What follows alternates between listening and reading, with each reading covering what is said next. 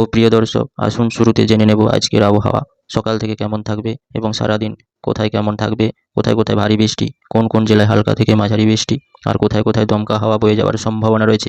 চিত্রে আমরা দেখতে পাচ্ছি ভারতের দক্ষিণ প্রান্তে এবং বঙ্গোপসাগরে এক নতুন করে নিম্নচাপ সৃষ্টির একটা সতর্কতা রয়েছে এবং নতুন করে একটা নিম্নচাপ সৃষ্টি হচ্ছে। এই নিম্নচাপটি যদি আরও জোরালো আকার ধারণ করে এবং তা যদি বড় শক্তিশালী নিম্নচাপে পরিণত হয়, যার প্রভাবে আগামী কয়েকদিনের মধ্যে আবার এক দুর্যোগপূর্ণ আবহাওয়া সৃষ্টি হতে পারে। গত কয়েকদিন আগে এক দুর্যোগপূর্ণ আবহাওয়া সৃষ্টি করেছিল বঙ্গোপসাগরে এক নতুন নিম্নচাপ, যা চেন্নাই উপকূল এবং শ্রীলঙ্কার উপকূলবর্তী জেলাগুলোতে দুর্যোগপূর্ণ আবহাওয়া সৃষ্টি করেছিল।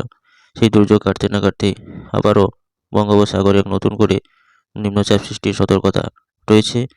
আগামী কয়েকদিনের মধ্যে বঙ্গোপসাগরে যা পরিস্থিতি, তার প্রভাবে দেখা যাচ্ছে নতুন করে এক নিম্নচাপ সৃষ্টি হওয়ার সম্ভাবনা রয়েছে এবং এই নিম্নচাপটি যদি জোরালো আকার ধারণ করে, তার প্রভাবে আবার এক নতুন করে দুর্যোগপূর্ণ আবহাওয়া সৃষ্টির সম্ভাবনা রয়েছে।